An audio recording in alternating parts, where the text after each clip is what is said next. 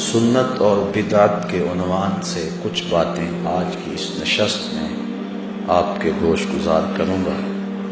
بارگاہ رب العزت میں دعا ہے کہ وہ مجھے کلمہ حق کہنے کی توفیق مرحمت فرمائے۔ سنت ایسے طریقہ مسلوکہ کو کہتے ہیں جو حضور علیہ السلام نے چل کر کے ہمیں دکھلایا اور ہمارے لیے قابل عمل وہ راہیں زندگی کا حسن ہے، اور انہی راہوں پہ چلنے سے ہمیں دنیا آخرت کی بہتریاں نصیب ہو سکتی ہیں۔ وہ عمل حضور نے خود کیا یا ارشاد کیا، یا حضور علیہ السلام کے سامنے کوئی کام ہوا اس پہ نفی نہ کی، یا حضور علیہ السلام کے بعد خلفائے راشدین نے اس کو جاری کیا، تو اصطلاح شریعت میں اس کو سنت کہا جاتا ہے۔ اللہ تعالیٰ جل شانہ نے اپنے محبوب کے انداز حیات کو اتنا حسین بنایا ہے کہ اٹھنے والا ایک ایک قدم حسن اور جمال کا مرقع ہے۔ جدھر سے وہ گزرتے گئے روشنیاں بکھیرتے گئے، اور جہاں چند لمحوں کے لیے ٹھہرے وہاں اجالے بھی ٹھہر گئے۔ نشور واحدی نے اس کو اپنا لہجہ دیا تو اخیر کر دی۔ وہ کہتا ہے چند لمحوں کے لیے ٹھہرے تھے تم جس پیڑ کے نیچے، چند لمحوں کے لیے ٹھہرے تھے تم جس پیڑ کے نیچے، سنا ہے آج تک اس پیڑ کا سایہ مہکتا ہے۔ اس پیڑ کے سائے سے آج بھی روشنی نکل رہی ہے، خوشبو آ رہی ہے۔ جہاں وہ چند لمحوں کے لیے بیٹھ گئے، جہاں سے گزرے وہاں روشنی پھیل گئی۔ ستارے اس راستے کے ذروں کی بلائیں لیتے ہیں جن ذروں پر حضور کے قدوم میمنت لزوم آئے۔ ہمارے لیے حضور کی زندگی کا ایک ایک لمحہ اور ایک ایک عمل ایسا روشن راستہ ہے جس پر چل کر ہم اپنی دنیا بھی اور آخرت بھی بہتر کر سکتے ہیں۔ آقا کریم علیہ السلام نے اپنی سنت پر چلنے کی ترغیب ارشاد فرمائی، اور ارشاد فرمایا میں تمہارے اندر دو بھاری چیزیں چھوڑ کے جا رہا ہوں، ایک اللہ کی کتاب، دوسرا اس کے نبی کی سنت۔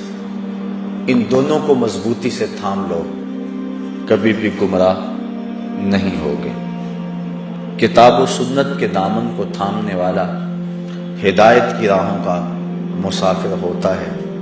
اور دوسرے ایک اور مقام پر ارشاد فرمایا علیکم بسنتی وسنت الخلفاء الراشدین المہدیین، تمہارے اوپر میری اور میرے خلفاء راشدین جو کہ ہدایت کا نشان ہیں ان کی سنت لازم ہے، اور فرمایا اس کو داڑوں کی مضبوطی سے پکڑ لو۔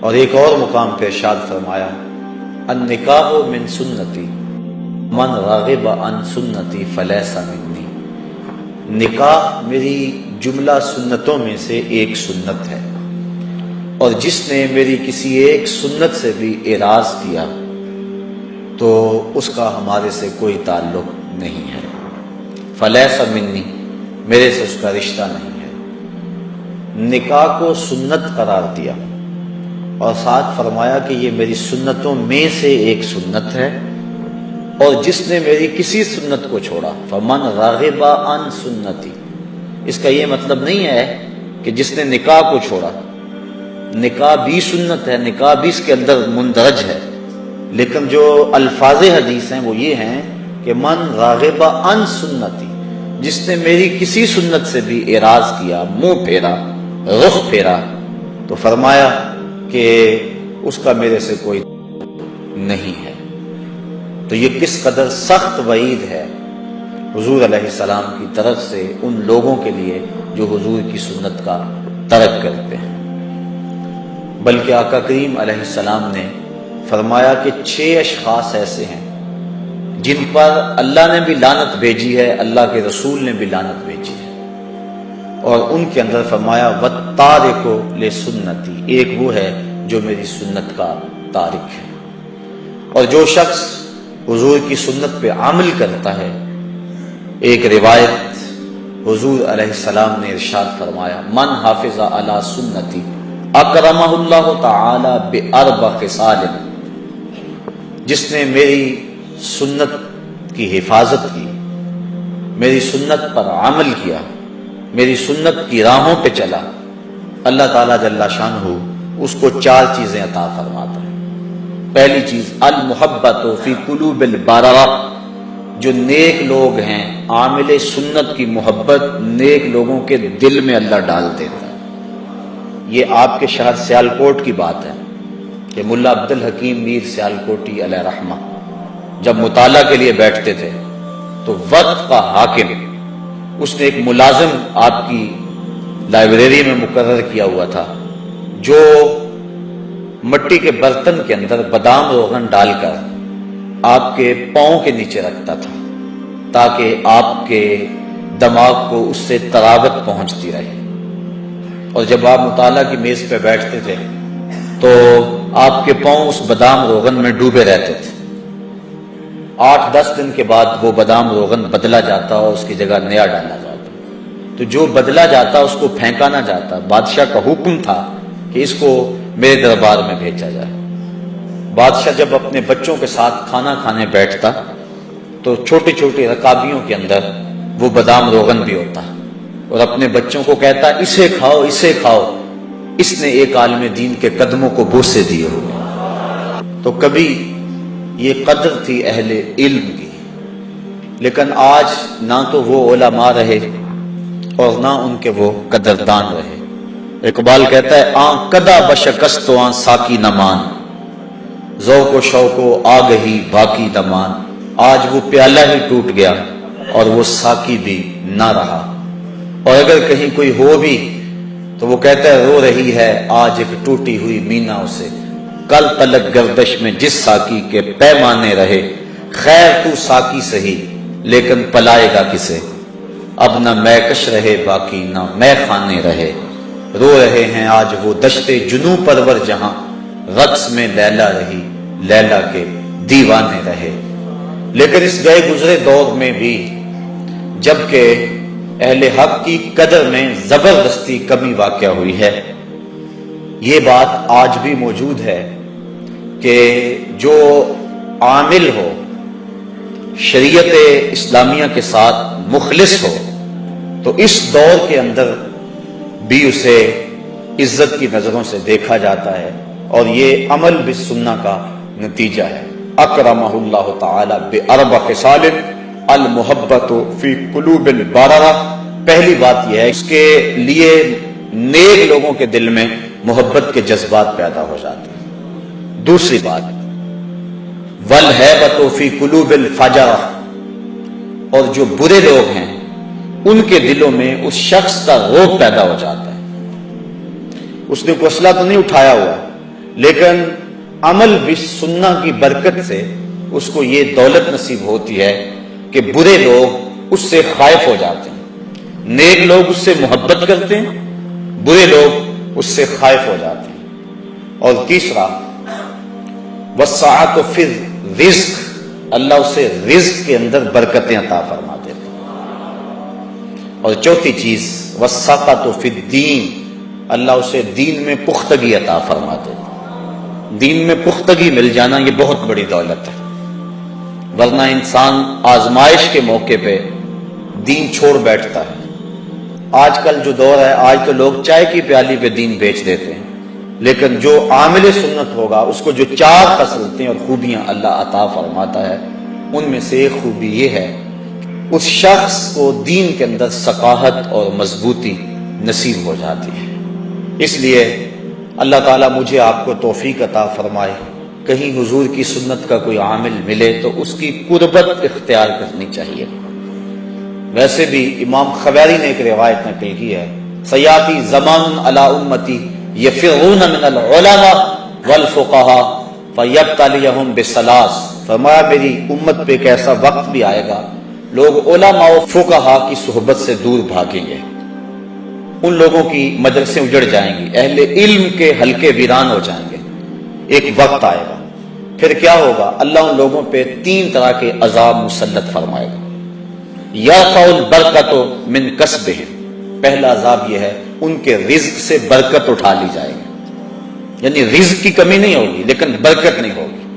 اور دوسرا، ظالم حکمران ان پر مسلط کر دیے جائیں گے۔ یہ قوم ہماری بڑی خوش ہوئی تھی کہ ایک ظالم سے جان چھوٹی، لیکن مستقبل میں مجھے تو کوئی توقع نہیں، بلکہ میں نے کہیں کہا تھا کہ ہم نے پھولوں کی آرزو کی تھی، آنکھوں میں موتیا اتر آیا۔ تو حالات کبھی بہتر نہیں ہوں گے اس طرح، جب تک ہم خود صحیح نہیں ہوں گے اتنی دیر تک حالات ٹھیک نہیں ہو سکتے ہیں۔ اللہ کی رحمت کی چھتری بن کے حکمران ہمارے اوپر نہیں آ سکتے جب تک ہم اپنے عمل زندگی کو نہ بدلیں۔ کسی نے حجاج بن یوسف کو کہا کہ تو نے حضرت عمر فاروق کا دور خلافت دیکھا ہے، تو ان جیسا عادل حکمران کیوں نہیں بن جاتا؟ تو اس نے جواباً کہا تبادروا اتعمر لکم، تم ابو ذر کیوں نہیں بنتے؟ تم ابو ذر جیسے عوام بن جاؤ، میں عمر جیسا حکمران بن جاتا ہوں۔ تو جس طرح کے لوگ ہوں گے ان کے اوپر حکومت کرنے والے بھی اسی طرح کے لوگ آئیں گے۔ یہ ہمارے اعمال بد کی سزا ہوتی ہیں، بلکہ اللہ تعالیٰ قرآن مجید میں ایک موقع پہ ارشاد فرماتا ہے اگر تم اس کے حکموں کو توڑو گے تو تمہارے اوپر اور نیچے سے عذاب آئے گا۔ اوپر کا عذاب کیا ہے، نیچے کا عذاب کیا ہے؟ اوپر کا عذاب بارشیں، آسمان سے پتھروں کا برسنا، طرح طرح کے عذاب ہیں، آندھیاں اوپر کا عذاب ہے۔ نیچے کا عذاب زلزلے ہیں، اور زمین کا جو ہے وہ فصل نہ دینا، یہ نیچے کا عذاب ہے۔ لیکن حضرت عبداللہ ابن عباس رضی اللہ تعالیٰ عنہ فرماتے ہیں کہ اوپر کا عذاب یہ ہے کہ تمہارے حکمران ظالم ہو جائیں گے، اور نیچے کا عذاب یہ ہے کہ تمہاری اولادیں اور تمہارے ماتحت، تمہارے ملازمین خائن ہو جائیں گے، نافرمان ہو جائیں گے، گستاخ ہو جائیں گے۔ تو یہ نیچے کا عذاب ہے۔ تو اوپر سے بھی عذاب، نیچے سے بھی عذاب۔ سارے دن کا تھکا ہوا بندہ شام کو گھر پہنچا تو گھر میں نو ساس کا جھگڑا جاری تھا۔ اب اگر بیوی کو کچھ کہے تو گھر اجڑتا ہے، اور ماں کو کچھ کہے تو دونوں جہاں اجڑتے ہیں۔ بندہ پھنس گیا، نہ وہ بات سمجھتی ہے نہ وہ بات سمجھتی ہے۔ تو یہ ہے اوپر سے بھی عذاب اور نیچے سے بھی عذاب۔ اللہ تعالیٰ ان عذابوں سے ہمیں محفوظ فرمائے۔ تو کہا دوسرا عذاب کہ ظالم حکمران ان پہ مسلط کر دیے جاتے ہیں، اور تیسرا عذاب وَيَخْرُجُونَ مِنَ الدُّنْيَا بِغَيْرِ الْإِيمَانِ، ان کا دنیا سے بغیر ایمان کے اٹھ جانے کا اندیشہ غالب ہو جائے گا۔ اور قرب قیامت کی نشانیوں میں سے حضور نے یہ ایک نشانی بیان فرمائی، یُصْبِحُ مُؤْمِنًا وَيُمْسِي کافرًا، بندہ صبح مومن ہوگا شام کو کافر ہوگا، شام کو مومن ہوگا اور صبح کو کافر ہوگا۔ اور ایمان محفوظ رکھنا اتنا مشکل ہو جائے گا جس طرح ہتھیلی کے اوپر آگ کا انگیارہ رکھنا مشکل ہو جاتا ہے۔ بندہ کہے گا جی کیا کروں، میں مجبور ہو گیا، اس کے بغیر چارہ کار ہی نہیں ہے، دین پہ عمل بڑا اوکھا ہو گیا جی، چلا ہی نہیں جا سکتا، جھوٹ کے بغیر کاروبار ہی نہیں چلتا۔ وہ طرح طرح کے بہانے بنائے گا اور حالات ایسے ہو جائیں گے۔ یہ اس کی بدعمالیوں کی سزا ہے جو اس کو ملے گی، اور اس کے لیے دنیا کے حالات اور معاشرتی نظم ایسا بن جائے گا کہ وہ بچنا چاہے گا بھی تو بچ نہیں سکے گا۔ کوئی اپنی اولاد کی وجہ سے جہنم کا شکار ہوگا، کوئی شخص اپنے ملازمین کی طرف سے، کوئی اپنے کاروبار کی وجہ سے، بلکہ ایک روایت میں آتا ہے ایک عورت 4 مردوں کو جہنم میں لے جائے گی۔ عرض کیا حضور وہ کیسے؟ فرمایا ایک عورت کو جہنم کا حکم ہوگا، وہ عرض کرے گی مالک میرے باپ کو بلایا جائے، بلایا جائے گا، یا اللہ یہ میرا باپ اور میں اس کی بیٹی، میری تربیت کا جوہر تو اس کے ہاتھ تھا، آج جن گناہوں کے سبب سے میں جہنم میں جا رہی ہوں تو اس کا ذمہ دار یہ ہے، اس نے میری دینی خطوط پہ تربیت نہیں کی۔ اب وہ باپ جس نے اپنی بیٹی کی ہر فرمائش پوری کی لیکن دین نہیں دیا، وہ قیامت کے دن رب کے سامنے کیا جواب دے گا؟ اللہ تعالیٰ فرمائے گا اسے بھی پکڑو، اس کے باپ کو بھی پکڑو اور دونوں کو جہنم میں لے جاؤ۔ عرض کرے گی نہیں مالک میرے بھائی کو بلایا جائے، بھائی کو بلایا جائے، یہ میرا بھائی اور میں اس کی بہن، میں اس کی غیرت تھی، میں جب بے پردہ گھر سے اپنے لبوں پر حیا کی لالی سجا کر سڑکوں پہ آتی تھی، اس کے غیرت کا جنازہ نہیں نکلتا تھا، اس نے کبھی مجھے روکا تھا، اس نے کبھی مجھے منع کیا تھا؟ اگر اس کی غیرت جاگتی، اس میں احساس موجود ہوتا تو میں اتنی آوارہ نہ ہوتی کہ آج مجھے جہنم میں اس کی سزا بھگتنا پڑتی۔ اب وہ بھائی کیسے جواب دے گا جس کو خود چوکوں اور موڑوں پہ کھڑا ہونے کا چسکا ہے، اور وہ کالج کے دروازوں پہ کھڑے ہو کر کے اپنی نظروں کو تسکین دیتا ہے اور سمجھتا ہے کہ میری بہن دوسروں کی نظروں سے محفوظ ہے؟ کل قیامت کے دن وہ بھی جواب نہیں دے سکے گا۔ اللہ تعالیٰ فرمائے گا اسے بھی پکڑو، اس کے باپ کو بھی پکڑو، بھائی کو بھی پکڑو، جہنم میں لے جاؤ۔ عرض کرے گی نہیں مالک میرے خامد کو بلایا جائے گا، یہ میرا خامد، اس کی اطاعت میرے اوپر لازم تھی۔ طلاق کی دھمکی ایک ایسی بات اس کے پاس تھی کہ مجھے جو چاہتا منوا لیتا، مجھے اپنے انداز میں ڈھال لیتا۔ ماں باپ کے گھر میں میری جیسی بھی زندگی گزر گئی تھی، لیکن جب میں اس کے ہاں آئی تھی تو یہ اپنا رنگ مجھے دے دیتا۔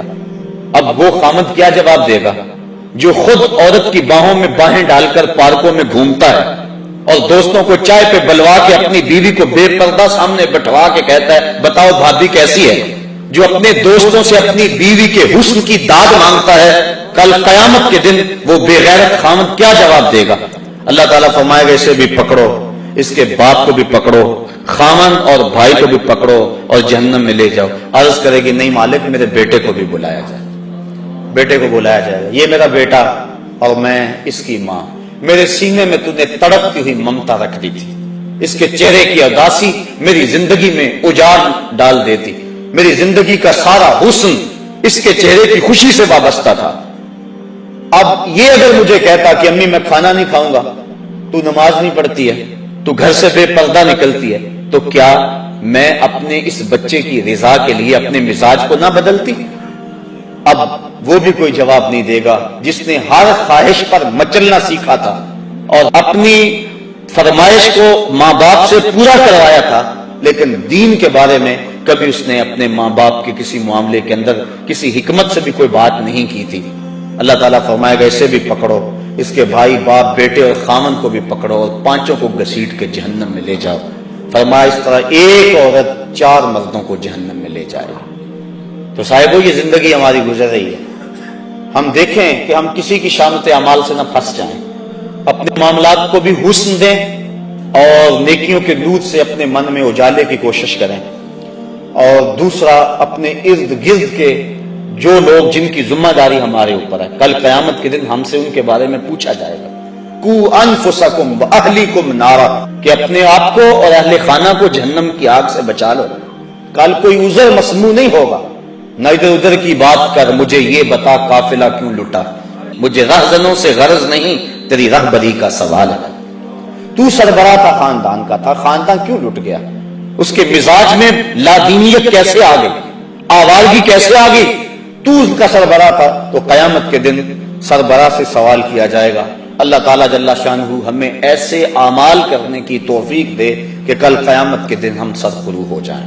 اب حضور علیہ السلام کی سنت یہ ایک ایسا نور ہے جس کو اپنانے سے بندہ اللہ کی رحمتوں کا حقدار بنتا ہے۔ اس کی ایک سادی سی مثال میں آپ کے سامنے رکھنا چاہوں گا۔ حج و زیارت کے لیے حرمین طیبین میں حاضری کا شرف نصیب ہوا ہوگا، بڑا خوبصورت منظر وہاں ہوتا ہے، صفا اور مروہ کا۔ ہر حاجی اور ہر معتمر وہاں دوڑتا ہے، دوڑ لگی ہوئی ہے، بچے بھی دوڑ رہے ہیں، بوڑھے بھی دوڑ رہے ہیں، جوان بھی دوڑ رہے ہیں، اور جس سے دوڑا نہیں جاتا اس نے اپنے آپ کو ریڑھی میں ڈلوایا ہوا ہے اور وہ بھی دوڑ رہا ہے۔ یا اللہ، یہ دوڑنا بھی کوئی عبادت ہے؟ اسلام تو ایک لمحہ بھی بے مقصد گزارنے سے ہمیں روکتا ہے، یہ اسلام کا حسن ہے۔ حضرت ابو بکر بن داسا کہتے ہیں کہ حضرت امام ابو داؤد نے اللہ کے رسول علیہ السلام کی 5 لاکھ حدیثوں کو جمع کیا، اور ان 5 لاکھ حدیثوں میں 4000 حدیثوں کا انتخاب کیا۔ 5 لاکھ حدیثوں کا خلاصہ جو تیار کیا وہ 4000 حدیثیں تھیں۔ ان میں سے مناقب اور زہد کی احادیث نکال کر جن سے احکام ثابت کیے وہ صرف 800 حدیثیں تھیں، اور فرمایا میں ان 800 حدیثوں میں سے پھر 4 حدیثوں کا انتخاب کیا، کہا اگر ان 4 حدیثوں پہ عمل کر لو تو تمہاری دنیا اور تمہارے دین کے لیے یہ 4 حدیثیں ہی کافی ہیں۔ ان 4 حدیثوں میں سے ایک حدیث یہ ہے، من حسن اسلام المرء ترکہ ما لا یعنی ہے، آدمی کے اسلام کا حسن یہ ہے کہ وہ ہر بے مقصد کام کو چھوڑ دے۔ تو یہ اسلام کا مزاج ہے۔ قدم اٹھانے سے قبل مومن سوچتا ہے اس کا فائدہ کیا ہوگا۔ اب 3.5 میل کی دوڑ ہے اور وہاں حاجی اور معتمر دوڑ رہا ہے، دل میں خیال پیدا ہوتا ہے کہ یہ مقصد کیا ہے۔ حضرت حاجرہ تو دوڑ رہی تھی، پانی کے لیے دوڑ رہی تھی، بیٹے کو پانی چاہیے تھا، بیٹا تڑپ رہا تھا۔ حاجی کی تو بغل میں پانی کی بوتل ہوتی ہے، وہ پانی کے لیے تو نہیں دوڑ رہا ہوتا۔ امیر بھی دوڑ رہے ہیں، غریب بھی دوڑ رہے ہیں، بچے بھی دوڑ رہے ہیں، بوڑھے بھی دوڑ رہے ہیں، بعض ساری فیملیاں گئی ہوتی، چھوٹے چھوٹے بچے بھی دوڑ لگا رہے ہوتے ہیں۔ کیا وہ منظر ہوتا ہے، بادشاہ بھی دوڑ رہے ہیں، کج کلا بھی دوڑ رہے ہیں، غریب بھی دوڑ رہے ہیں، امیر بھی دوڑ رہے ہیں، اور ان راہوں پہ نبی بھی دوڑے ہیں، ولی بھی دوڑے ہیں، غوث القطب اور ابدال بھی دوڑے ہیں، خود امام الانبیاء بھی دوڑے ہیں۔ یا اللہ، یہ دوڑنا بھی کوئی عبادت ہے؟ یہ دوڑے لگی، یہ سروں کا سمندر نظر آ رہا ہے، کوئی ادھر جا رہا ہے، کوئی ادھر آ رہا ہے، پانی کی بوتلیں بغل میں رکھی ہوئی ہیں، پانی بھی نہیں چاہیے، بیٹے بھی ساتھ ہیں، یہ کیوں دوڑ رہے ہیں؟ اللہ نے کہا کہ میری بندی نے راہوں پہ دوڑی تھی۔ یہ پروٹوکول ہے، یہ اعزاز ہے، یہ تکریم ہے۔ ذرا منظر تصور میں لائے نا، جب سیدہ حاجرہ کو حضرت ابراہیم نے چھوڑا، اللہ کا حکم تھا، رات کو چھوڑا، صبح رخصت ہونے لگے، حضرت حاجرہ آگے بڑھی، تمسکت بعضیالہ، دامن کو تھام لیا، کہا میرے شوہر نامدار، اس وادی بے آب و گیا میں چھوڑ کے کہاں جا رہے ہیں ہمیں؟ ایسی وہ وادی جہاں انسان تو کیا حشرات الارض بھی نہیں پائے جاتے تھے، وہاں انسانی اور حیوانی زندگی کیا، وہاں نباتات بھی نہیں تھے۔ مورخ اسلام حفیظ جلندری اس وادی کا نقشہ کھینچتا ہے، وہ کہتا ہے وہ وادی جس میں وحشت بھی قدم رکھتی تھی ڈر ڈر کے، جہاں پھرتے تھے آوارہ تھپیڑے بادے سر سر کے، جہاں پہ گھاس اگتی ہے، جہاں نہ پھول کھلتے ہیں، مگر یہ سرزمین ہے آسماں بھی جھک کے ملتے ہیں۔ وہ بے آب و گیا وادی، اور تنہا عورت، گود میں بچہ، اور کوئی وہاں پانی کا انتظام بھی نہیں ہے۔ تو دامن پکڑا اپنے شوہر کا، کہا اس تنہائی میں چھوڑ کے کہاں جا رہے ہیں؟ حضرت ابراہیم نے کوئی جواب نہیں دیا، پھر قدم اٹھایا، پھر دامن پکڑ لیا، کہا کیوں چھوڑ کے جا رہے ہو؟ پھر کوئی جواب نہ دیا۔ جب تیسرا قدم اٹھایا تو حضرت حاجرہ نے خود کہا کیا ہمارے رب کا یہ حکم ہے؟ کالا نعم، کہا ہاں، کہا پھر خیر سے جائیے، اگر اس کا حکم ہے اللہ کی قسم وہ ہمیں ضائع نہیں ہونے دے گا۔ پھر وہاں حضرت حاجرہ نے دن اور رات گزارے، وہاں دن کو خوف آئے، پہاڑ ایسے محیط جیسے فولاد پگھلا کے ڈال دیا گیا، اور وہاں اشراط الارض بھی نہیں ہے، اور اللہ کی بندی نے حد کر دی اللہ پر توکل کی۔ آسان کام نہیں تھا، یہاں تو بڑے بڑے پہلوانوں کے پتے پانی ہو جائیں، اور ایک عورت ذات اور محیط پہاڑ اور رات اور دن اور تنہائی اور غربت اور معصوم بچہ، پانی نہ ملا تو ضائع ہو جانے کا ڈر الگ۔ لیکن سیدہ حاجرہ نے بھی اللہ پر توکل کی حد کر دی، کہا تو نے بھی حد کر دی، لیکن کل قیامت تک جن راہوں پہ تو دوڑی تھی میں بھی نبیوں اور ولیوں کو ان راہوں پہ دوڑاؤں گا۔ تو یہ عبادت قرار پایا، اس بندی کی ادا کو ادا کیا جا رہا ہے۔ کیوں یہاں کیوں سارے دوڑ رہے ہیں؟ اور اللہ کی رحمتیں ان دوڑنے والوں پہ اترتی ہیں جو اس راہ پہ دوڑتے ہیں، اللہ کا کرم ہو جاتا ہے ان کے اوپر، اس کے بعد سر منڈوا کے عمرہ مکمل۔ ان راہوں پہ دوڑ، جن راہوں پہ سیدہ حاجرہ چلی تھی، ان راہوں پہ چلو تو عمرہ مکمل ہوتا ہے۔ تو یارو، جن راہوں پہ امام الانبیاء چلے تھے، اگر کوئی اس طریقہ مسلوکہ پہ چلتا ہے تو اللہ اس پہ اپنی کتنی کرم نوازیاں فرماتا ہو۔ اور ہم صحابہ کو دیکھتے ہیں، انہوں نے ساری زندگی اتباع سنت میں گزاری تھی۔ حضرت انس بن مالک رضی اللہ تعالیٰ عنہ کو کسی نے دیکھا کہ شوربے سے کدو شریف کے ٹکڑے نکال نکال کے کھا رہے۔ کسی نے پوچھا یہ کیا کر رہے ہو؟ کہا مجھے نہیں پتا، ایک دن میں نے حضور کو یوں کرتے دیکھا تھا۔ یعنی یہاں تک اتباع سنت ہے، انسان اپنے مزاج کو نہیں بدل سکتا۔ میرے آپ سے محبت کا رشتہ بڑا گہرا ہو سکتا ہے، لیکن آپ کا مزاج اپنا، میرا مزاج اپنا۔ گھر کے افراد خانہ کا مزاج مختلف ہوتا ہے. بعض کا بڑی اماں کو مسئلہ بن جاتا ہے کہ آج پکائیں کیا. ایک بچہ یہ کھاتا ہے, دوسرا یہ نہیں کھاتا ہے, یہ چیز فلاں نہیں کھائے گا, یہ چیز فلاں نہیں کھائے گا. تو گھر کے افراد محبت بھی بڑی گہری, لیکن آپس میں انسان کی جو طبیعت ہے اس میں ہم آہنگی نہیں ہوتی ہے. لیکن صحابہ پہ قربان جائیں, انہوں نے اپنے مزاج کو بھی حضور کے مزاج میں ڈھال دیا. کہا میں اس لیے کدو کھا رہا ہوں کہ یہ حضور کو پسند تھا. اللہ اکبر. اور حضرت امام مالک نے فتویٰ دیا, فرمایا جو کہتا ہے نا مجھے کدو شریف پسند نہیں, اسے کوڑے مارے جائیں, اس لیے کہ اس کو تو میرے آقا نے پسند کیا. اللہ اکبر. تو یہ ہے حضور کی سنت کے اتباع کا جذبہ. حالانکہ یہ کدو شریف کو اختیار کرنا یہ سنن زوائد میں سے. اگر کوئی شخص اس کی طبیعت نہیں بھی راغب, یہ نہ کہے کہ میں نہیں پسند کرتا, یہ نہ کہے. امام مالک کہتے ہیں اس کو کوڑے مارے جائیں. لیکن اگر فرض کرو کوئی نہیں کھاتا, کئی قسم کے کھانے پڑے ہوئے اس کے سامنے, کدو شریف بھی موجود ہے, وہ نہیں کھاتا, نفی بھی نہیں کرتا, نہیں بھی کھاتا, شریعت اس پہ کوئی قدغن نہیں لگاتی. کیوں؟ اس لیے کہ یہ سنن ہدا سے نہیں ہے, یہ سنن زوائد سے. لیکن صحابہ نے سنن زوائد کا بھی انتظام رکھا, تو سنن ہدا کا عالم کیا ہوگا. اور آج جس معاشرے میں ہم جی رہے ہیں, یہاں سنت کی تو پرواہ نہیں کی جاتی. سنت کیا, فرضوں کی پرواہ نہیں کی جاتی. کیسا ماحول اور کیسے حالات آ گئے, اور ہمارے اوپر جو طرح طرح کی نحوستیں اور عذاب نازل ہو رہے ہیں, اس کی ایک اہم وجہ یہ ہے, اور لازمی یہ وجہ ہے, کہ ہم نے حضور کی سنت سے رخ پھیر لیا ہوا ہے. اور حضور علیہ السلام کی سنت سے منہ پھیرنا یقیناً اللہ کے محبوب کی ناراضگی کا باعث ہے. امام قرطبی نے ایک روایت نقل کی ہے, آ جا کے سہارا تو یہ ہے نا کہ حضور شفاعت کریں گے, لیکن حضور فرماتے ہیں جس نے میری سنت سے منہ موڑا, کل قیامت کے دن میں اس کی شفاعت نہیں کروں گا. یہی تو ایک سہارا ہے. اور اگر حضور نے بھی شفاعت نہ کی تو بتاؤ کہ ہمارا آسرا کیا رہ جائے گا. تو صاحبو, سنت پر عمل یہ ایک مومن کا شعار ہے اور مومن کا مزاج ہے. اور آقا کریم علیہ السلام نے اپنی سنتوں کے احیاء پر کتنا پیارا وعدہ دیا کہ جو فساد امت کے دور میں میری ایک سنت کو زندہ کرے گا, اللہ اسے 100 شہیدوں کا ثواب عطا فرمائے. ایک شہید کا درجہ تھوڑا نہیں ہے, اس کے خون کا قطرہ زمین پر گرنے سے قبل اس کے سارے گناہ معاف کر دیے جاتے ہیں. اس نے اپنی جان جیسی متاع عزیز وار دی ہوتی, لیکن جو سنت پہ حامل ہوگا تو اس کو 100 شہیدوں کا ثواب ملے گا. اس لیے کہ سنت پہ عمل کرنا فساد امت کے دور میں انتہائی مشکل ہے. نفس روکتا ہے, معاشرہ روکتا ہے, گھر والے روکتے ہیں. ایک زمانہ تھا کہ ایک نوجوان کی شادی ہونے لگی, تو اس کے گھر والوں نے اس کو کہا کہ آپ داڑھی کٹوا دیں, لیکن وہ اڑ گیا. اس کے گھر والے میرے تک پہنچے کہ یہ آپ کے درس وغیرہ سنتا ہے, تو آپ جو ہے وہ اسے سمجھائیں کہ یہ داڑھی منڈوا دے.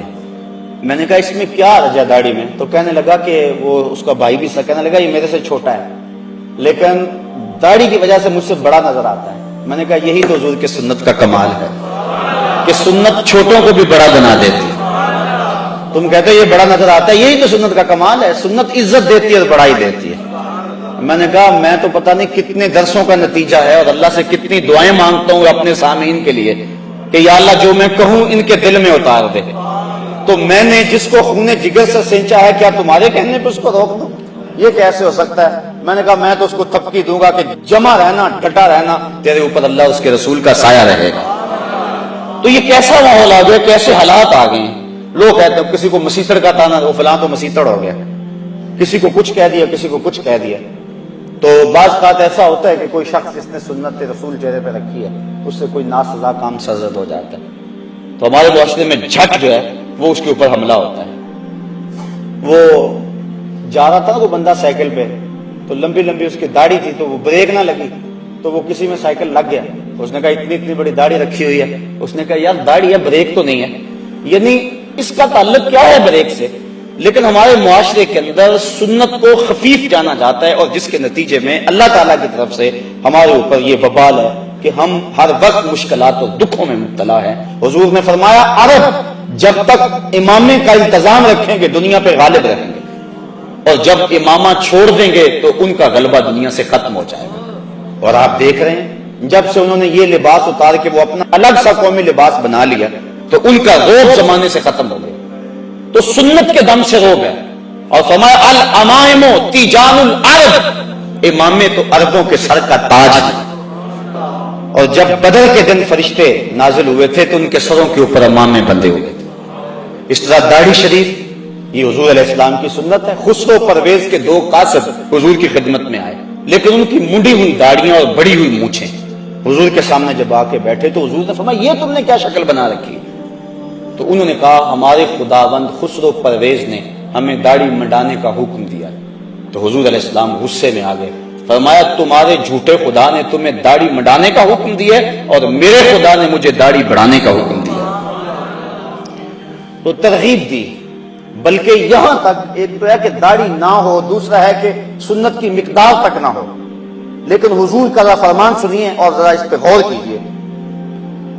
ایک تو داڑھی رکھنا سنت ہے، دوسرا کم از کم مٹھی بھر، اور تیسری سنت یہ ہے کہ داڑھی کا استرسال، یعنی داڑھی کو لپیٹا نہ جائے، اس کے اندر مینڈیاں نہ بنائی جائیں جس طرح کہ کفار موتی پروتے تھے، یا اس کو تو دے کر بالکل اس انداز سے اس کی سیٹنگ کی جائے کہ چھوٹی نظر آئے، اس کو کہتے ہیں اقد لحیہ۔ اور یہ بھی جو حضور نے ارشاد فرمایا من عقد لحیتہ انا محمدا بریء منہ، فرمایا جس نے اپنی داڑھی کو عقد کیا، داڑھی کو گانٹھیں دی، اس کو تو دیے، فرمایا میری خبر پہنچا دو کہ اس سے محمد بیزار ہے۔ تو نہ صرف یہ کہ اس نے داڑھی رکھی ہوئی ہے اور ہے بھی وہ مقدار سنت کے مطابق، لیکن اس کو تو دیتا ہے، تو حضور نے بیزاری کا اظہار کیا۔ اور جو حضور کی سنت کو ہی قطع کرتا ہے اور زبان سے وہ دعویٰ کرے کہ میں عاشق رسول ہوں، تو یہ کس طرح اس کے دعوے کو قبول کیا جائے گا؟ مرزا قتیل دہلی کا بہت بڑا شاعر تھا، اور فارسی اس دور میں قومی زبان تھی، بعد میں ریختی آئی، پھر اردو۔ ایران کا کوئی شخص تھا جس نے مرزا قتیل کے اشعار پڑھے تو بڑا خوش ہوا، دل میں ارماں جاگا کہ میں اس کی زیارت کر کے آؤں کہ وہ بڑا صوفی مزاج کوئی بزرگ ہے، چونکہ شعروں کے اندر جو مضامین تھے وہ صوفیانہ تھے۔ وہ سفر کر کے جب پہنچا، گھر کے دروازے کو دستک دی، انہوں نے کہا کہ مرزا صاحب حمام پہ گئے، تو وہ پیچھے حمام پہ چلا گیا، تو وہ حجام کے سامنے بیٹھ کے اپنی داڑھی کٹوا رہا تھا، منڈوا رہا تھا۔ اس کے ذہن میں کوئی اور نقشہ تھا، کوئی اور تصور تھا۔ جب اس نے اس حال میں دیکھا تو کہنے لگا مرزا یہ کیا کر رہے ہو، داڑھی تراش رہے؟ تو وہ شاعر تھا، اس نے کہا کہ میں داڑھی تراش رہا ہوں، اپنا ہی منہ چھیل رہا ہوں، کسی کا دل تو نہیں تراش رہا۔ تو اس نے کہا کہ یہ تو سمجھتا ہے میں کسی کا دل نہیں تراش رہا، یہ تو حضور کا دل تراش رہا ہے، یہ تو حضور کو تکلیف پہنچا رہا ہے۔ بس بعض کا کوئی ایک جملہ بھی ایسا ہوتا ہے کہ وہ دل پہ اتر جاتا ہے، تو فوراً وہ چیخ مار کے بے ہوش ہو گیا اور گر پڑا۔ اور جب ہوش آئی تو مرزا قتیل نے کہا تعال اللہ چشمم باز کر دی، مرا با جانے جاں ہم راز کر دی، تو نے تو میری آنکھ کھول دی اور مجھے یار کی چوکھٹ تک پہنچا۔ تو سنت کا اتباع، اور یہ صرف داڑھی میں ہی نہیں ہے، صرف امام میں بھی نہیں، یہ لباس کی سنت ہے۔ اس کے علاوہ حضور کا جو عمل زندگی ہے، ساری زندگی حضور علیہ السلام نے کسی کو تکلیف نہیں پہنچائی، دکھ نہیں دیا کسی کو، غریبوں، بیواؤں اور یتیموں کی مدد کرتے تھے، اور بوڑھی عورتوں کا سامان اٹھا کر کے حضور جہاں وہ کہتی وہاں اتار آیا کرتے تھے، وہاں رکھ آیا کرتے تھے۔ یہ سارے حضور کے طریقے ہیں، اور ان طریقوں کو اپنانے والا حضور کا محبوب ہوتا ہے۔ حضرت مجدد الفسانی علیہ رحمہ فرماتے ہیں کہ حضور کی سنت کے اتباع سے بڑھ کر خدا تک پہنچانے والا کوئی اور وظیفہ نہیں ہے۔ سب سے بڑا وظیفہ جو اللہ تعالیٰ تک پہنچاتا ہے بندے کو، وہ حضور کی سنت کا اتباع ہے۔ اس لیے حضرت خواجہ بزرگ شاہ نقشبند بخاری علیہ رحمہ آپ فرماتے ہیں کہ ہمارا کام سنت کا احیاء کرنا ہے اور شریعت کو رواج دینا ہے۔ ہم دنیا کے اوپر پیری مریدی کے لیے نہیں آئے ہیں، ہم تو اللہ اور اس کے محبوب علیہ السلام کے نظام کو رائج کرنے اور حضور کی سنت کو عام کرنے کے لیے آئے ہیں۔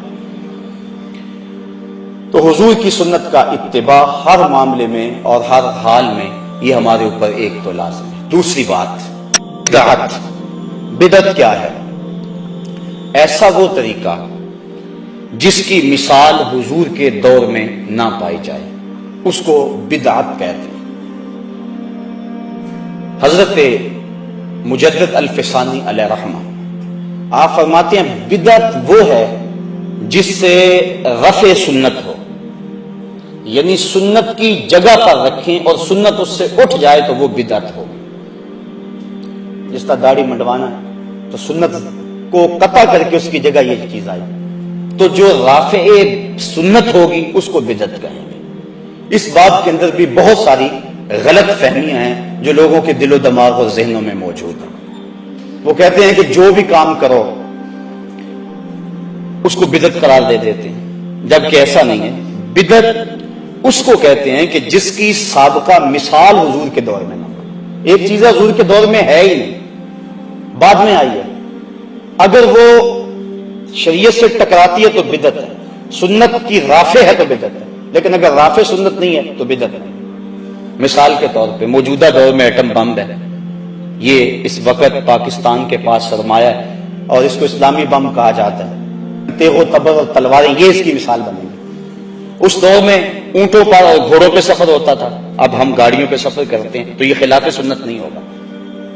اس کی مثال سواری کی صورت میں وہاں موجود ہے، تو بدعت اسے کہیں گے کہ جس کی دور رسالت مآب یا دور خلفائے راشدین کے اندر کوئی مثال موجود نہ ہو، اور اگر کوئی مثال موجود ہے اس دور کے اندر اور کوئی کام بعد میں رائج کیا گیا تو وہ شریعت کے ضابطے سے ٹکراتا نہیں ہے، تو اس کو بدعت نہیں کہیں گے، بلکہ حضرت امام ربانی شیخ مجدد الفسانی کے قول کے مطابق وہ سنت ہی ہوگی۔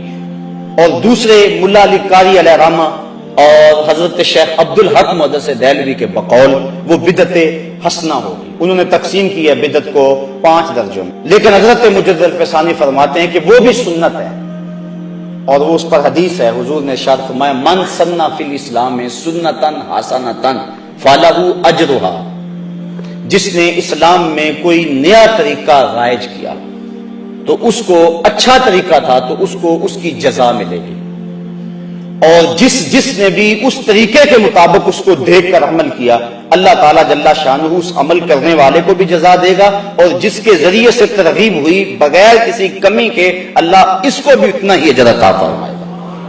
اور آگے فرمایا من سنہ فی الاسلام میں سنتن سیئۃ فعلیہ وزرھا، تو جس نے اسلام کے اندر کوئی غلط طریقہ رائج کیا تو اس کے اوپر اس کی سزا ہے۔ تو بدعت ہر وہ عمل ہے جس سے سنت کا رفع ہو جائے، سنت اٹھ جائے، اس کو بدعت کہتے ہیں۔ پھر موجودہ دور کے اندر کچھ نئی چیزیں جو کہ اس دور میں ہیں اور اسلام کی روح کے منافی نہیں ہیں، اس کو بدعت کا الزام دے کر ان چیزوں کو ختم کرنے کی ضرورت نہیں، لیکن شریعت کے مزاج سے اگر کوئی چیز ٹکراتی ہے، کوئی نیا عقیدہ کسی نے گھڑ لیا، کوئی نیا عمل کسی نے گھڑ لیا جس کی اسلام میں مثال ہی موجود نہیں ہے، تو وہ بدعت ہوگا۔ حضرت عمر فاروق رضی اللہ تعالی عنہ نے جب دیکھا مسجد نبوی کے اندر کے کچھ لوگ متفرق صلاۃ التراویح پڑھ رہے ہیں تو آپ نے ان سب کو جمع کیا اور حضرت ابی بن کعب رضی اللہ تعالی عنہ کو بلایا اور ان کو بلا کر کے کہا کہ تم ان کی جماعت کرواؤ تاکہ یہ لوگ اکٹھے ہو کے پڑھ لیں۔ عشاء کی نماز اور وتر کی جماعت حضرت عمر فاروق نے خود کروائی، لیکن جو تراویح تھی وہ حضرت ابی بن کعب رضی اللہ تعالیٰ عنہ نے کروائی۔ یہ وہ صحابی تھے جن کی آواز بڑی اچھی تھی، اور ایک دن یہ پڑھ رہے تھے کہیں اور حضور علیہ السلام سن رہے تھے، انہیں نہیں پتا تھا کہ حضور سن رہے ہیں، یہ اپنے گھر میں اپنے مکان میں کسی گوشے کونے میں پڑھ رہے تھے، حضور سن کے خوش ہو رہے تھے۔ انہوں نے تلاوت ختم کی، بعد میں جب حضور سے ملاقات ہوئی تو آقا کریم علیہ السلام نے فرمایا کہ ابی تم بڑا خوبصورت پڑھ رہے تھے، مجھے تمہارا پڑھنا بڑا پسند آ رہا تھا۔ تو حضرت ابی کا جواب سنیے، حضرت ابی کہنے لگے حضور اگر مجھے پتا ہوتا کہ آپ سن رہے ہیں تو میں اور سوار سوار کے پڑھتا۔ اب یہاں حاشیہ لگایا ہے اعلیٰ حضرت نے، ذرا اس پہ توجہ چاہوں گا۔ اعلیٰ حضرت فرماتے ہیں کہ کسی کے دکھانے کے لیے پڑھنا تلاوت کرنا ریاکاری ہے کہ نہیں؟ کسی کو دکھانے کے لیے میں اگر اس لیے تقریر کروں کہ آپ کہیں کہ بابا کمال ہو گئی، اس لیے میں نقطے بیان کروں آپ میں حد ہو گئی ہے، تو یہ میرا سب کچھ جو ہے وہ ریاکاری ہوگا، کوئی مجھے ثواب نہیں ہوگا۔ اگر میرا مقصد ہے کہ آپ تک کوئی پیغام حق پہنچانا ہے، اللہ کا دین پہنچانا ہے، میں تمہارے تک کوئی بات پہنچانی ہے، اس جذبے کے ساتھ بات کروں تو یہ میرا دین ہے۔ لیکن اگر مجھے ہو کہ اس بات پہ لوگ سبحان اللہ زیادہ کہیں گے، اس پہ زیادہ خوش ہوں گے، یہ بات بڑی اچھی ہے، اور میں اس انداز کے ساتھ اپنی گفتگو کو مرتب کروں، تو یہ دینداری نہیں ہوگی، دنیا داری ہوگی۔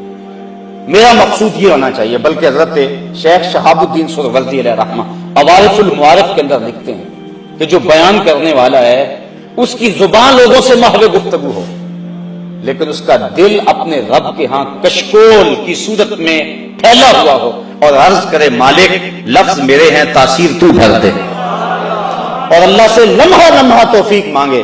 تو حضرت شیخ شہاب کہتے ہیں پھر ہو ہی نہیں سکتا کہ بات سننے والوں کے دلوں تک ترازو نہ ہو، یہ دعا ساتھ مانگتا رہے۔ تو کسی کے دکھلاوے کے لیے قرآن پڑھنا، نعت پڑھنا وغیرہ سب کچھ یہ ریاکاری کہلاتی ہے۔ تو حضرت ابی بن کعب کہتے ہیں کہ مجھے پتا ہوتا کہ آپ سن رہے ہیں، میں اور سنبھالتا۔ تو اعلیٰ حضرت فرماتے ہیں کہ پھر یہ ریاکاری ہونی چاہیے، فرمایا ریاکاری نہیں، اس لیے کسی اور کے دکھلاوے کے لیے ریاکاری ہے، لیکن حضور کے دکھلاوے کے لیے کیا جائے تو وہ ریاکاری نہیں ہے، چونکہ حضور کی رضا حاصل کرنا اللہ کی رضا حاصل کرنا۔ اللہ اکبر۔ تو حضرت ابی بن کعب چونکہ بہت اچھا پڑھتے تھے، تو حضرت سیدنا عمر فاروق رضی اللہ تعالیٰ نے ان کو کہا کہ تم نماز پڑھاؤ۔ اس طرح انہوں نے نماز پڑھائی، کافی لوگ اکٹھے ہو گئے، جو متفرق پڑھتے تھے جو ہے وہ بھی اکٹھے جماعت بن گئے۔ تو حضرت عمر فاروق نے جب دیکھا تو بڑے خوش ہوئے، اور خوش ہو کے فرمانے لگے نعمت البدعۃ ھذہ، یہ بڑی اچھی بدعت ہے بدعت لیکن ہے بڑی اچھی۔ یہ جو صلاۃ التراویح ہے یہ حضرت عمر فاروق کے دور کی ہے۔ اس طرح عربی میں خطبہ کہا کرتے تھے، اور اس کو سننا مسنون ہے، اور اس میں آپ کنکر بھی نہیں ہلا سکتے۔ اور وہ کیا جو اذان ثانی کے بعد جو ہے وہ خطبہ دیا جاتا ہے، جس میں درمیان میں امام بیٹھتا ہے، عربی خطبہ۔ اب جب زمانہ گزرا، اسلام جگہ جگہ پہنچا، عجم کے لوگ جو تھے وہ عربی نہیں جانتے تھے، تو اب خطبہ دین سکھانے کے لیے، لوگوں کو اللہ سے ڈرانے کے لیے، پیغام حق کے ابلاغ کے لیے، تو عربی تو لوگ سمجھتے نہیں ہیں سارے، تو کیا کریں پھر؟ تو علماء نے مل بیٹھ کے یہ سوچا اور اس پہ اجتہاد کیا کہ ایک اذان پہلے دے دیں، اور اذان ثانی سے قبل اردو میں یا کوئی جس علاقے کا رہنے والا ہے اس زبان کے اندر وہ ایک الگ خطبہ دے دیں، تاکہ اس سے لوگوں کو مسائل دینیہ سمجھائے جائیں، اور جو اصل روح ہے وہ سنت رفع نہ ہو۔ اگر اس کی جگہ آپ تقریر اردو کی لاتے تو پھر یہ بدعت ہوتا، یہ ایسی بدعت سیاح ہوتی جس سے رفع سنت ہوتا، لیکن سنت اپنی جگہ پہ برقرار ہے۔ لیکن یہ اردو خطبہ جو ہے جمعے کے اندر پہلے امام دیتا ہے اذان ثانی سے قبل، یہ حضور کے دور میں نہیں تھا، بعد میں ایجاد کیا گیا، بالخصوص عجم کے علاقوں میں جہاں دین کو سمجھانے کے لیے یہ ایک مؤثر ذریعہ تھا۔ تو اب یہ بالکل بدعت ہے، لیکن اس کو بدعت سیاح نہیں کہیں گے، تمام مسالک کے لوگ ایسا کرتے ہیں، کیونکہ اگر یہ بھی نہ ہو تو لوگوں تک پیغام کیسے پہنچے۔ تو اصل چیز کو اپنی جگہ پہ رکھیں، یہ بات ذہن میں رکھیں، اصل چیز کو اپنی جگہ پہ رکھیں، اور اس کے ساتھ ضرورت کے تحت اگر آپ کوئی چیز شامل کر لیتے ہیں تو وہ بدعت بھی ہوگی، تو وہ بدعت سیاح نہیں ہوگی، بدعت حسنہ ہوگی۔ اب سلطان صلاح الدین ایوبی نے جب حالات پہ قابو پایا، تو آپ جانتے ہیں کہ اس دور میں جو خلفاء تھے ان کا حال کیا تھا۔ جب اذان ہوتی تو اذان سے قبل ان کے نام کے قصیدے پڑھے جاتے۔ تو سلطان صلاح الدین ایوبی نے یہ بات جاری کی اور علماء سے تصدیق لی کہ جب اذان پڑھی جائے تو بادشاہوں کے قصیدے نہ پڑھے جائیں، محمد عربی پہ درود پڑھا جائے۔ اذان اصل اپنی جگہ پہ رہی، جس طرح عربی خطبہ اصل اپنی جگہ پہ رہا اور ساتھ ملحق کر لیا گیا اردو خطبہ، اس طرح اذان اصل اپنی جگہ پہ رہی اور ساتھ ملحق کر لیا گیا درود شریف۔ اب کچھ لوگ کہتے ہیں تم درود شریف کو اذان کا حصہ سمجھتے ہو، یہ بات غلط ہے۔ اگر اذان کے اندر کوئی چیز شامل کی جاتی تو پھر حصہ بنتا۔ اب یہ اذان سے بالکل الگ ہے، پھر اذان کی ٹون الگ ہے، درود شریف کا جو ہے انداز الگ ہے، اذان میں کھڑا ہونے کی حالت الگ ہے، کانوں کے اندر انگلیاں لیتے ہیں، لیکن اس کی صورتحال جو ہے وہ درود کے اندر مختلف ہے، اور سننے والا سمجھتا اب یہ درود ہو رہا ہے اور اب یہ اذان شروع ہو گئی ہے۔ پھر اذان کا جواب دینا لازم ہے، واجب ہے، درود کا جواب دینا لازم واجب نہیں ہے، اور پھر اس کو کبھی چھوڑ بھی دیا جائے تو کوئی نہیں کہتا کہ آج اذان نہیں ہوئی۔ ہر جمعے میں جو اذان ثانی ہوتی ہے دوسری اذان، اس کے ساتھ درود نہیں پڑھا جاتا، لیکن کبھی کسی نے کہا کہ یہ آپ نے کیسی اذان دی؟ اگر یہ حصہ سمجھا یا مانا یا خیال کیا جاتا تو وہاں اعتراض اٹھ کے لوگ کرتے کہ یہ تم نے کیوں درود ساتھ نہیں پڑھا ہے۔ تو یہ بات ذہن میں رکھیں کہ یہ اس دور کے اندر ایسا ہوا کہ جب کہ بادشاہوں کے قصیدے پڑھے جاتے تھے تو سلطان صلاح الدین ایوبی، یہ وہ شخص ہے جس سے اللہ نے کام لیا تھا، تو اس سے یہ بھی کام لیا گیا، اس نے کہا چھوڑو شاہوں کے قصیدے، اذان سے پہلے محمد عربی کے قصیدے پڑھے جائیں۔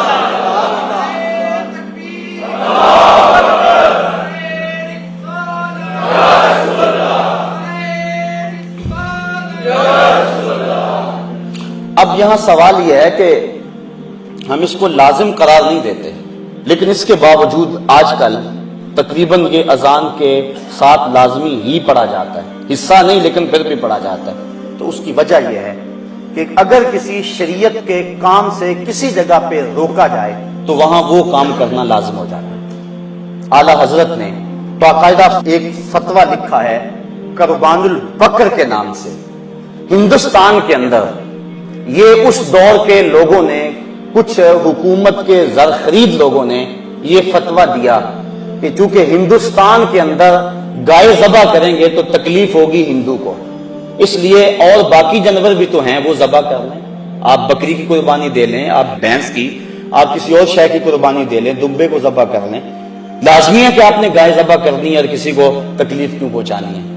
تو اعلیٰ حضرت نے اس دور کے اندر قربان البقر کے نام سے ایک رسالہ لکھا جس کے اندر دلائل قاہرہ اور باہرہ سے اس بات کو ثابت کیا کہ اور کسی جگہ پہ کسی اور طرح کی قربانی کا ثواب زیادہ ہوگا، جس کا گوشت زیادہ ہے اس کا ثواب زیادہ، لیکن ہندوستان کے اندر زیادہ ثواب تب ہوگا اگر گائے کو ذبح کیا جائے، چونکہ اسلام کے اس شعار کو مٹانے کی کوشش کی جا رہی ہے، لہذا تم رد عمل کے طور پہ اس کو آگے بڑھا دو۔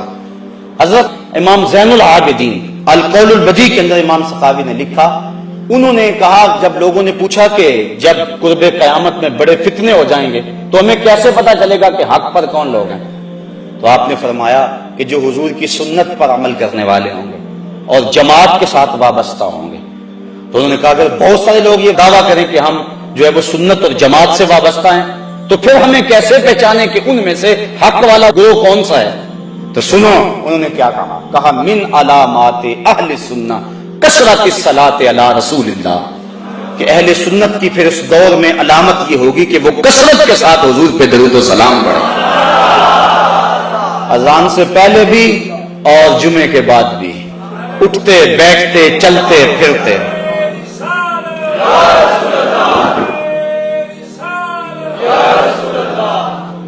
اور یہ بات ذہن میں رکھیں، یہ جو کچھ میں کہہ رہا ہوں انصاف کی بنیاد پہ کہہ رہا ہوں کہ کوئی غلط فہمی میں حضور کے درود پہ اعتراض نہ کر بیٹھے اور آقا کریم علیہ السلام کی رحمتوں سے محروم نہ ہو جائے۔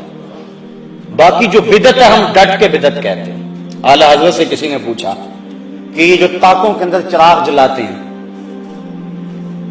یہ یہاں بزرگ آتا ہے، درخت کے ساتھ دوپٹہ باندھ دیتے ہیں کہ یہاں شہید کا ڈیرا ہے، یہاں فلاں پیر کی حاضری ہوتی ہے، مختلف جگہوں پہ ہمارے ہاں مروج ہے، تو اس کے بارے میں آپ کی کیا رائے ہے؟ تو ڈٹ کے کہا واہیات ہے اور اس کا جو ہے وہ بند کرنا لازم ہے، کہا اس کا کوئی تعلق نہیں ہے، اس کی کوئی اصل نہیں ہے۔ تو جہاں بدعات تھی ہمارے علماء نے اس کا مواخذہ کیا، کہا کہ نہیں ہے، بالکل ایسا نہیں ہے، لیکن جو حضور کی محبت کو پیدا کرنے کے داعیے تھے وہاں انہوں نے ساری زندگی پر پہرا دیا اور دلائل دیے اور اٹھتے بیٹھتے چلتے پھرتے کہا نام لو مصطفیٰ کا، یہ نام شفا دیتا ہے، اس نام میں برکتیں رکھی ہوئی ہیں اور اللہ کی رحمتوں کا نزول ہے اس نام کے اندر اور کرم نوازی ہے اس نام کے اندر۔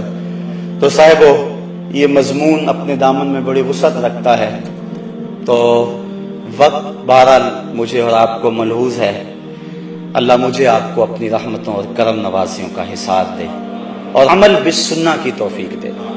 یہ اس دور کا اہم اور ضروری اس امن اور سکون اور طمانینت کا ذریعہ ہے کہ حضور کی سنت کا نور مل جائے۔ آج لوگ کہتے ہیں جی ظاہر کا کیا ہے، باطن جو ہے وہ ٹھیک ہو جانا چاہیے، تم اتنا زور دیتے ہو داڑھی پہ، امامے پہ، لباس پہ، کھانے پینے کے انداز میں، زمانہ بدل گیا، دنیا کہاں چلی گئی، اور تم ابھی وہ پرانی باتیں دقیانوسی چھوڑتے نہیں ہو۔ لباس میں کیا، جون سا مرضی بندہ لباس پہن لے۔ میں ایک سادی سی مثال یہاں دیا کرتا ہوں، بات ختم کرتے کرتے میرے ذہن میں آ گئی، میں نے کہا چلو شاید کسی کے دل میں اتر جائے، کہ لوگ کہتے ہیں لباس کا کیا ہے، ظاہری پہناوا جو مرضی ہو، بندہ اندر سے مسلمان ہونا چاہیے۔ آج کل یہ بھی بات بڑی چلتی ہے۔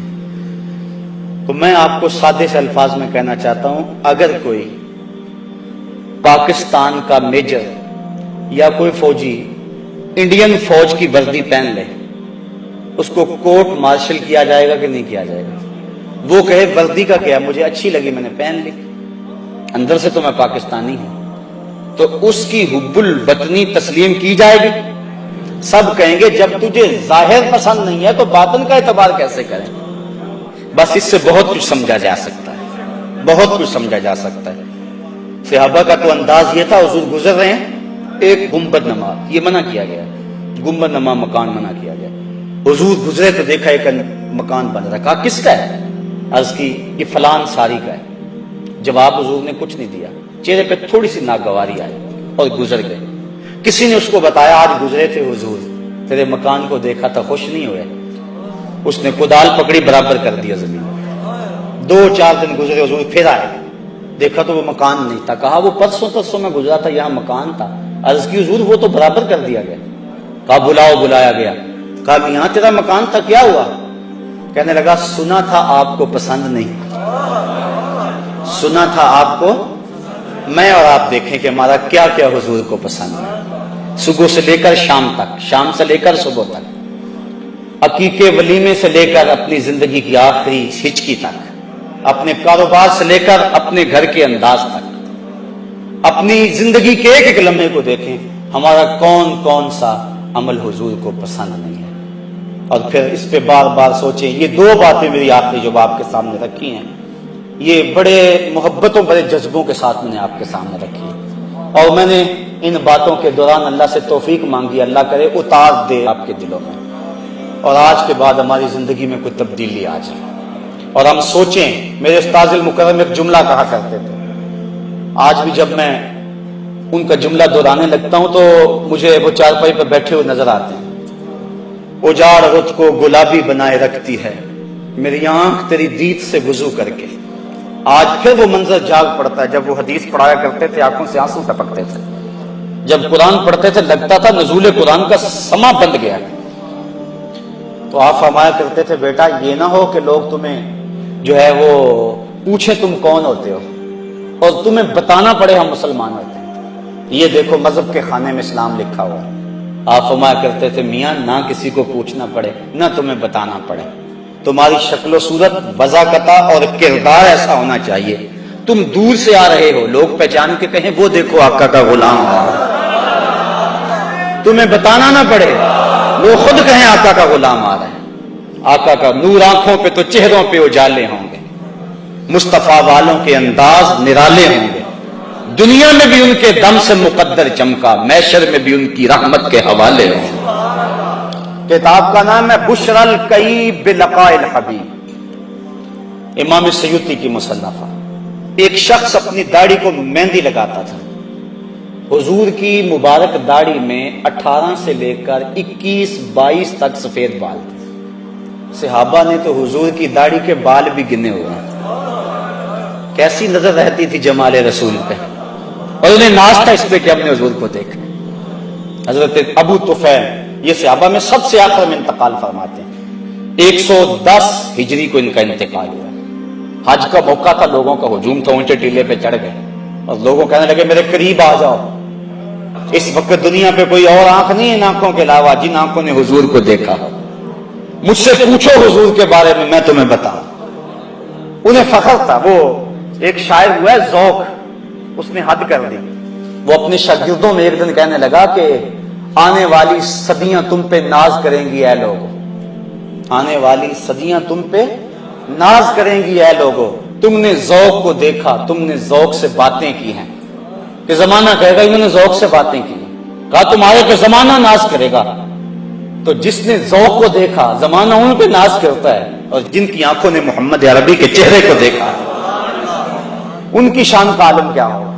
بغداد میں ایک بندہ روٹیاں بیچتا تھا، تازی روٹی 1 روپے کی، باسی روٹی 2 روپے کی۔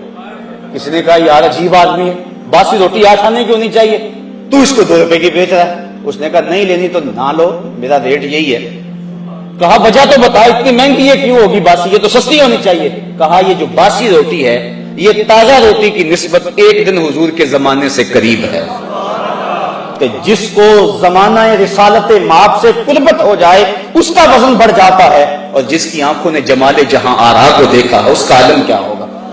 اس لیے وہ فخر سے کہتے ہیں اور دنیا پر اب کوئی آنکھ نہیں ہے جس نے ان کو دیکھا ہو، میں نے دیکھا ہے ان کو، آؤ مجھ سے پوچھو۔ لوگ قریب آ گئے، کہا صف لنا رسول اللہ صلی اللہ علیہ وسلم، بتاؤ حضور کیسے تھے۔ حضرت ابو طفیل کہنے لگے کان رسول اللہ صلی اللہ علیہ وسلم ملیحن مقصدن ابیض، ایک تو نمکین حسن والے تھے، دوسرا چٹی رنگت کے مالک تھے، تیسرا اپنی قد و قامت کے اندر اعتدال رکھتے تھے۔ تو یہ حضور کا انہوں نے نقشہ بیان فرمایا حضرت ابو طفیل نے۔ تو زمانہ ناز کرتا تھا جنہوں نے حضور کو دیکھا۔ تو صحابہ نے حضور کی داڑھی کے مبارک بال بھی گنے ہوئے ہیں۔ یہ بات کہاں سے کہاں چلی گئی یارو، ہمیں تو تسکین ہی تب ہوتی جب حضور کا تذکرہ ہو۔ اللہ اکبر۔ وہ کہتے ہیں جنگل میں کوئی مے خار مرا ہے، اسے انگور کے پتوں کا کفن دو۔ اچھا اسے اگر کیلے کے پتوں کا کفن دے دے پھر گزر نہیں ہوگی، ہنڈولے کے پتوں کا کفن دے دے تھوڑے پتے لگیں گے کفن بن جائے گا۔ یہ انگور کے پتے تو چھوٹے چھوٹے ہوتے ہیں، لیکن شاعر کہتا ہے اسے انگور کے پتوں کا کفن دو۔ کیوں؟ اس لیے کہ مرنے والا مے خار ہے، اور شراب کشید ہوتی ہے انگور سے۔ مے خار کو تو تسکین تب ہوگی کہ اس کا کفن انگور کے پتوں کا ہوگا، تو سنی کو تسکین تو تب ہوگی کسی کے لبوں پہ نام محمد آئے گا، حضور کا تذکر آئے گا، تسکین ہو جائے گی۔ یا رسول اللہ۔ کتاب کا نام ہے بشر الکئی بلقاء الحبیب۔ کہتے ہیں ایک شخص حضور کی داڑھی میں 22 بال تک سفید تھے، 22 تک سفید بال تھے، خضاب کرتے حضور اس کو سرخ مہندی کا۔ ایک نے دیکھا اور اس نے حضور کی سنت کے مطابق اپنی داڑھی کو خضاب سرخ مہندی کا کر لیا، فوت ہو گیا۔ جب قبر میں پہنچا تو نکیرین آ گئے۔ ایک نے پوچھا من ربوں کا مادینوں کا، تو دوسرے نے بازو پکڑ کے اس کی داڑھی کی طرف اشارہ کیا، کہا تجھے نظر نہیں آ رہا اس کے چہرے میں اسلام کا نور چمک رہا ہے؟ تو صورت ایسی بناؤ کہ فرشتے بھی پہچان جائیں۔ اللہ مجھے آپ کو اپنی رحمتوں اور کرم نوازیوں کا حصار دے۔